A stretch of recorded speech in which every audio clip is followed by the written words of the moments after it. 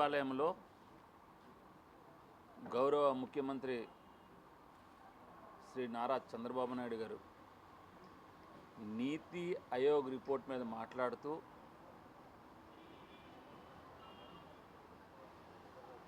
మరి గతంలో ఏదైతే హామీలతోటి అధికారంలోకి వచ్చారో మరీ ముఖ్యంగా కర్ణాటకలో కాంగ్రెస్ పార్టీ ఇచ్చినటువంటి సూపర్ 6 అనే నినాదం తెలంగాణలో కాంగ్రెస్ పార్టీ రేవంత్ రెడ్డి గారి నాయకత్వంలో ఇచ్చినటువంటి సూపర్ 6 అనే పథకాన్ని ఇక్కడ ముందుకు తీసుకొచ్చి నేను సూపర్ 6 ఇస్తానంటే ఊదరగొట్టి రాష్ట్ర ప్రజల్ని మరొక్కసారి మోసం చేసి విధంగా మాలాంటి ప్రజాప్రతినిధులకి రాజకీయ నాయకుడికి తెలిసినప్పటికీ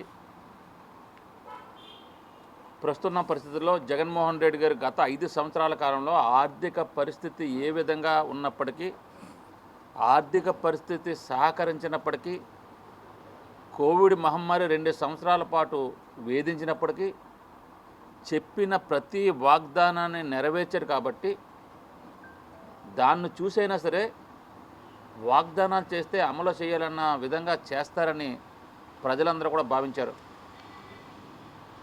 మరి మొన్న ఆయన మాట్లాడుతూ రాష్ట్ర ఆర్థిక పరిస్థితి చూస్తుంటే భయమేస్తుంది, నేను సూపర్ 6 ఇవ్వలేను, ప్రజలు అర్థం చేసుకోండి, నా వద్ద డబ్బు లేదని చెప్పడం నిజంగా రాష్ట్ర ప్రజల్ని మోసం చేయడం తప్ప మరొకటి కాదని ఈ సందర్భంగా తెలియజేసుకున్నాను. ఇది అత్యంత దురదృష్టకరం. ప్రజల్ని మోసం చేయడం చంద్రబాబు నాయుడు గారికి వెన్నతో పెట్టిన విద్య. గతంలో కూడా ఈ సూపర్ 6లో ఉన్న కొన్ని హామీలు ఇవ్వడం జరిగింది. డ్వాక్రా మహిళలకి పూర్తిగా రుణమాఫీ చేస్తానని చెప్పడం జరిగింది. అది అమలు చేయలేదు. ఏ పార్టీకి అమలు చేశారో మనందరూ తెలుసు. అదేవిధంగా నిరుద్యోగ భృతి ఇస్తానని చెప్పారు. అది ఏ విధంగా అటకెక్కించారో మనందరూ తెలుసు.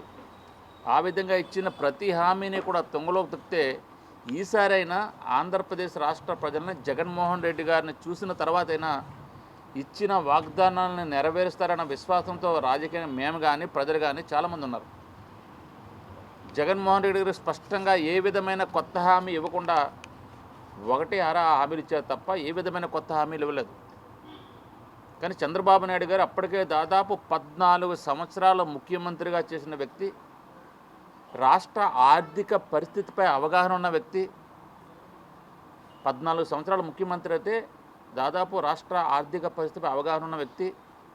రాష్ట్రాన్ని శ్రీలంక చేస్తున్నారు, రాష్ట్ర ఆర్థిక వ్యవస్థను దివాలా తీశాడు జగన్మోహన్ రెడ్డి గారు చెప్పిన వ్యక్తి.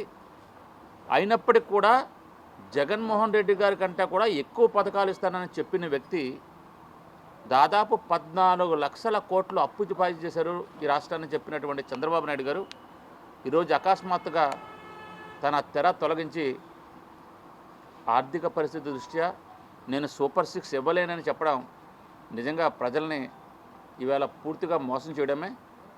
చంద్రబాబు నాయుడు గారి యొక్క రాజకీయ దివాలా కోరితనానికి ఇది ఒక నిదర్శనం అని తెలియజేసుకుంటున్నాను. ఇవాళ రాష్ట్ర ప్రజలందరూ కూడా ఊహిస్తున్నారు. ఇప్పటికే రాష్ట్ర ప్రజల్లో ఆలోచించుకుంటున్నారు, జగన్మోహన్ రెడ్డి గారు ఉంటే ఇప్పటికే 4-5 పథకాలు వచ్చి ఉండేవి. ఇవాళ చంద్రబాబు నాయుడు గారిని నమ్మి మేము సూపర్ 6 వస్తుందన్న నమ్మకంతో మేము ఓట్లు వేసాము. ఈవేళ సూపర్ 6 కాదు కదా, సూపర్ 1 కూడా రావట్లేదన్న చంద్రబాబు నాయుడు గారు మళ్ళీ మోసం చేశారన్న పూర్తి విశ్వాసంతో ఈవేళ ప్రజలు ఉన్నారని తెలియజేసుకుంటున్నాను. సూపర్ 6లో మొట్టమొదటిది 20 లక్షల ఉద్యోగాలు ఇస్తారని చెప్పారు. నిరుద్యోగులను దృష్టిలో పెట్టుకుని 20 లక్షల ప్రభుత్వ ఉద్యోగాలు ఇస్తారని చెప్పడం జరిగింది చంద్రబాబు నాయుడు గారు. అంతేకాదు మెగా డిఎస్సి ఏర్పాటు చేస్తానని చెప్పారు. ఇప్పటికి 9 నెలలు గడుస్తుంది. ఇప్పటికి కూడా కనీసం మెగా డిఎస్సి సంగతి దేవుడెరుగు. ఉన్న ఉద్యోగాలు తీస్తున్నారు తప్ప ఎక్కడా కూడా ఒక్క కొత్త ఉద్యోగం ఇచ్చిన పాపన పోలేదు చంద్రబాబు నాయుడు గారు. ఇంకా మేము రేపిస్తారు, ఎల్లుండి ఇస్తారు, మార్చి నుంచి ఇస్తారు, ఏప్రిల్ నుంచి ఇస్తారన్న భావిస్తున్న తరుణంలో అకస్మాత్తుగా సెక్రటేరియట్లో చంద్రబాబు నాయుడు గారు మాట్లాడుతూ సూపర్ 6 ఇవ్వలేకపోతున్నానని చెప్పడం వల్ల నిజంగా మేమంతా కూడా చాలా ఆశ్చర్యపోయాం. ఇంత నిస్సిగ్గుగా, ఇంత నిర్లక్ష్యంగా ప్రజలతో ఆడుకోవడమంటే కేవలం అది చంద్రబాబు నాయుడు గారికి మాత్రమే చెల్లిందని తెలియజేసుకున్నాను. చాలా దురదృష్టకరం ఇది. ప్రజలు ఎన్నో ఆశలతో, రాజకీయ పార్టీ మీద ఆశలతో, అందులోకి జగన్మోహన్ రెడ్డి గారు ఏ విధంగా చెప్పారో ఆ విధంగా చేశారు కాబట్టి చంద్రబాబు నాయుడు గారు కూడా చేస్తారనుకున్నారు తప్ప ఈ విధంగా మోసం చేస్తాడన్న ఆలోచన ప్రజలు ఎక్కడ రాలేదు. ఆ విధంగా మెగా డిఎస్సీ లేదు కదా, నిరుద్యోగ భృతి లేదు 3,000 రూపాయలు. అదేవిధంగా 20 లక్షల ఉద్యోగాల్లో కనీసం 2,000 ఉద్యోగాలు కూడా ఎక్కడా కూడా చంద్రబాబు నాయుడు ఇవ్వలేదని తెలియజేసుకుంటున్నాను.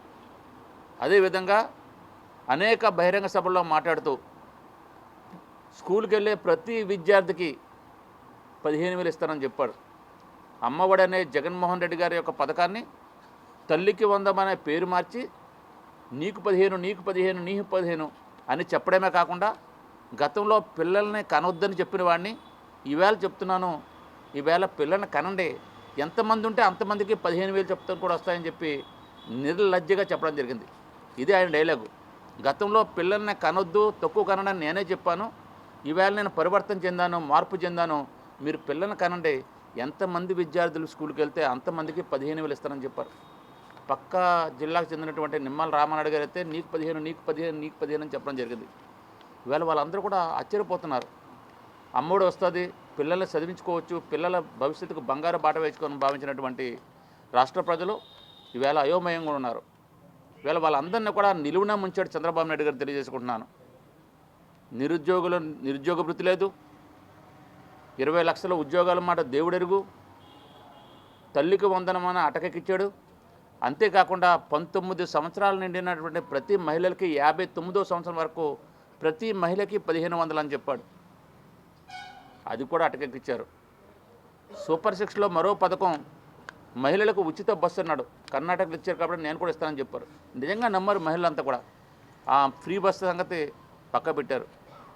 అదేవిధంగా ఈవేళ రైతులకి 20,000 రైతు భరోసా ఇచ్చి జగన్మోహన్ రెడ్డి గారు రైతులను ఆదుకుంటే వీళ్ళు ఇప్పుడు దాకా కూడా రైతులు మాటే పెట్టలేదు వీళ్ళ చంద్రబాబు నాయుడు గారు. ఆ విధంగా ప్రతి వాగ్దానాన్ని తొంగలో నొక్కి రాష్ట్రంలో ఉన్నటువంటి అన్ని సామాజిక వర్గ ప్రజల్ని నిట్ట నిలువున ముంచాడు చంద్రబాబు నాయుడు గారు. దీన్ని వైఎస్ఆర్ కాంగ్రెస్ పార్టీ తీవ్రంగా ఖండిస్తుంది. అదేవిధంగా ప్రతి మహిళకి 3 సిలిండర్లు ఉచితంగా ఇస్తారని చెప్పారు. ఆ సిలిండర్లు ఏ విధంగా ఇస్తున్నారో ఏ విధంగా చేస్తున్నారు అన్నది మాకంటే మీకే బాగా తెలుసు. ఆ విధంగా సూపర్ 6 మొత్తాన్ని తొంగలోకి తెచ్చినటువంటి ఘనత చంద్రబాబు నాయుడు గారు చెక్కింది. నిజంగా చంద్రబాబు నాయుడు గారు ఆ విధంగా చెప్పి ఉండకపోతే వచ్చే నెల ఇస్తారు అని ఆశతో ఎదురు చూసేవాళ్ళు. మేము కూడా ఇవాళ మాట్లాడేవాళ్ళం కాదు. కానీ ఇవ్వలేమని నిస్సిగ్గుగా నిర్లజ్జగా చంద్రబాబు నాయుడు గారు ప్రకటించడం నిజంగా చంద్రబాబు నాయుడు గారి యొక్క రాజకీయ దివాలా కోరతనానికి నిదర్శనం అని తెలియజేసుకున్నాం. దీన్ని తీవ్రంగా వైఎస్ఆర్ కాంగ్రెస్ పార్టీ ఖండిస్తుంది. అదేవిధంగా ఈవేళ ఏదైతే విద్యార్థులకు ఫీజు రియంబర్స్మెంట్ గతంలో రాజశేఖర రెడ్డి గారు ప్రవేశపెట్టిన అద్భుత పథకాల్లో ఫీజు రియంబర్స్మెంట్ ఒకటి, జగన్మోహన్ రెడ్డి గారు విద్యా దీవెన వసతి దీవెనగా దాన్ని మరింత ముందుకు తీసుకెళ్ళి ఈవేళ విద్యార్థులు ఉచితంగా చదువుకునే అవకాశాలు కల్పిస్తే చంద్రబాబు నాయుడు గారు ఆ ఫీజు రియంబర్స్ కూడా మంగళం పాడి ఇప్పటికీ దాదాపు 3 త్రైమాసిక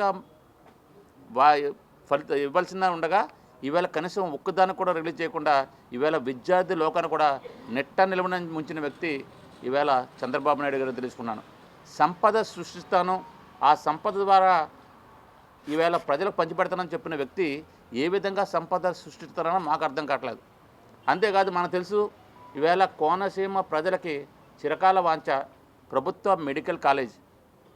జగన్మోహన్ రెడ్డి గారు దాన్ని ప్రారంభించి ఆల్మోస్ట్ సగం వరకు తీసుకొచ్చినటువంటి కాలేజీని ఈవేళ దాదాపు రాష్ట్రంలో 17 కాలేజీలు ప్రభుత్వ మెడికల్ కాలేజీలు ప్రారంభిస్తే కొన్ని కాలేజీలని కొంతమందికి కొన్ని కాలేజీలు కొంతమందికి తన తాబేదారులకి అమ్ముకునే వేళ ప్రజల నెత్తిన వేళ పెనుభారాన్ని మిగిల్చాడు చంద్రబాబు నాయుడు గారిని తెలుసుకున్నాను.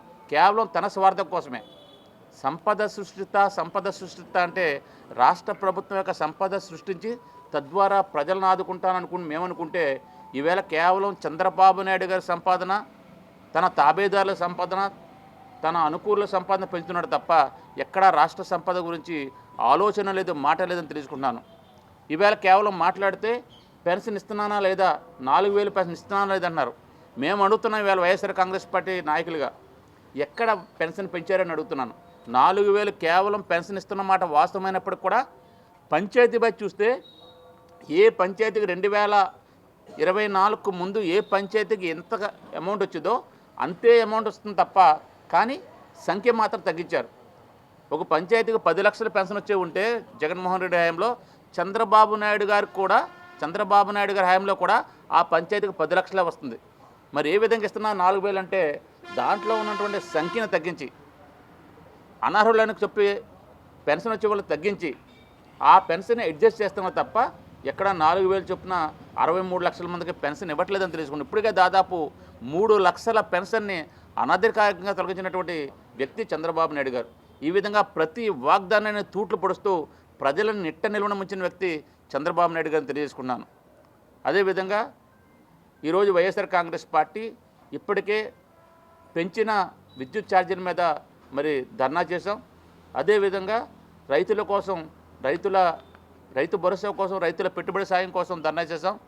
వచ్చే నెల ఫిబ్రవరి 5వ తారీఖున ఈవేళ వైఎస్ఆర్ కాంగ్రెస్ పార్టీ తరఫున జిల్లా వ్యాప్తంగా జిల్లా కేంద్రాల వద్ద కలెక్టరేట్లో గౌరవ కలెక్టర్ గారికి మరి ఈ యొక్క మెమరాండం ఇచ్చి ఫీజు రియంబర్స్మెంట్ మీద ఏదైతే మీరు వాగ్దానం చేశారో ఆ వాగ్దానాన్ని నెరవేర్చండి చెప్పడానికి 5వ తారీఖున రాష్ట్ర వ్యాప్తంగా భారీ ప్రదర్శన చేస్తున్నామని తెలియజేసుకుంటూ, మరి తప్పనిసరిగా రాష్ట్ర ప్రభుత్వం తర్వాత ప్రజలకు వాగ్దానం ఇచ్చిన తర్వాత మనం నెరవేర్చుకోవాలి తప్ప కేవలం మాట్లాడితే గత ప్రభుత్వంలో జగన్మోహన్ రెడ్డి గారు నిందించడం తప్ప, జగన్మోహన్ రెడ్డి గారు చేసిన పథకాలను నిందించడం తప్ప, రాష్ట్రాన్ని అప్పుల పాలు చేశారని చెప్పడం తప్ప కొత్తగా చంద్రబాబు నాయుడు గారు చేసిన పథకం ఒకటి లేదు. సూపర్ 6లో ఒక్క పథకం కూడా అమలు చేయట్లేదు. కేవలం మీరు గెలిచిన సూపర్ 6 మీద కాదా అని తెలియజేసుకున్నాను.